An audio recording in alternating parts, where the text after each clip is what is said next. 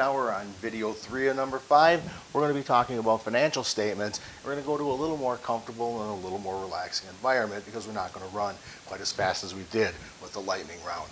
Over to the other side. So I want to tell you 2 stories, but I'm actually going to have a URL that you can look at. You can actually go to my blog. You can actually look at a website, actually a blog post I did on reading financial statements for profit. But I want to tell you 2 stories first because I think they're very important. And rather than going through the example, which would take, I think, a little bit longer than our 5 minutes allowed, I think the examples will give us an idea of why you want to actually have good records and how to read those records. And if you're investing as well, this will also work as well. So here's the 2 stories. So the first story is actually of a client. And my office manager came to me a few years back and she said she had a client that she had just started working with, and this client did not understand why she could never make a profit. And she put the financials in my office and I took a look at them. It took about 15 seconds and I realized there was something wrong. I actually looked at those financials and said there's either embezzlement or there's actually food going out the back kitchen door like steaks and seafood, and of course this was a restaurant. Now when I talked to my office manager about this, the thing that came to mind was that maybe some of the servers were stealing some of the money. So what I did is I called up the client, had her come in, and we kind of went through her policies and procedures and how her restaurant worked.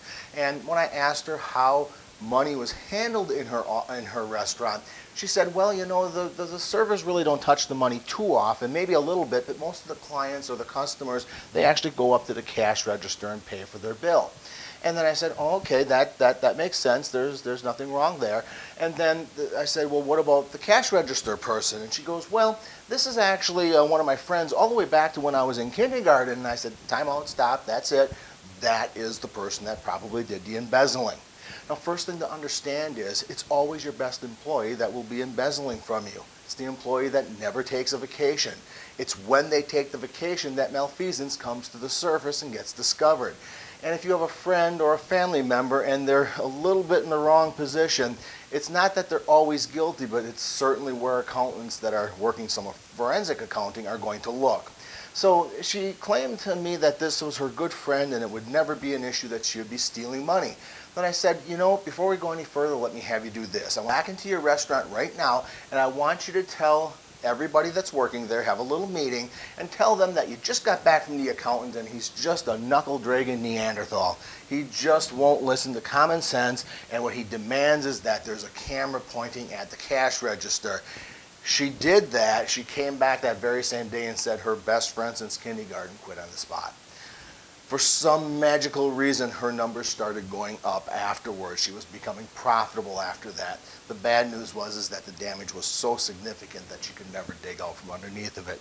That's a pretty important situation. Now, I noticed things on that financial statement that were off. Cost of goods sold compared to revenue is off. Wages compared to cost of goods sold and revenue is off. So very significant. Okay, very significant that you find these differences, and again, this blog post is going to outline that. Now, the blog post comes from a second story, and this is where I actually was in a Fred Pryor seminar, which they're kind of cheap, and they're not the best seminars, at least in the last few years, but I'm not a CPA, I'm an enrolled agent. That means I'm a tax professional, not an accounting professional. And while I have accounting college courses and I work in accounting every day, I'm always willing to learn some extra things. So what I did is I went and took this Fred Pryor course on reading financial statements, and the person that was giving the course became painfully obvious very soon. She had no idea what she was doing.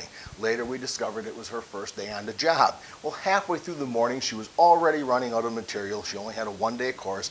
She was 2-3 hours in. She almost had the day's material done. So I took over the class a little bit and said this is what I would do if I was looking at this financial statement. They're going to be in the blog post and it's going to highlight all the issues that you can find in a financial statement. Now, this is important because it can make you money. You see problems in your financials before you might even feel them in the real world. Or you're running your side hustle, you're running your small business, and you're thinking something's not quite right and you can't put your finger on it. Well, guess what? Your financials will show that a lot sooner and a lot clearer than your intuition will. Your intuition will maybe get you feeling something's wrong, but in many cases you don't even know it's wrong. In mind, one of the things that you'll notice when you take this blog post that I have is that literally, it showed there wasn't even enough money to make payroll. It was just this was a weird situation they put together to try to teach us about financial statements. But the catch is this: you can make money two ways reading financial statements. First, reading your own financial statements, and then maximizing the value in your company. The second way is by investing, and there's actually a third way. I lied a little bit. There's a third way, and that is you could actually have a side hustle, a side gig, even a small business where you did nothing but review small businesses' financial statements, especially when they're buying and selling their practice or their business. It's always become an issue, but realistically, you can look at most people's financials and you can actually improve that situation very quickly. So I hope you enjoyed this section. We got 3 under our belt. We're going to 4 next. We're having a lot of fun, and we'll still get excited. See you in the next video.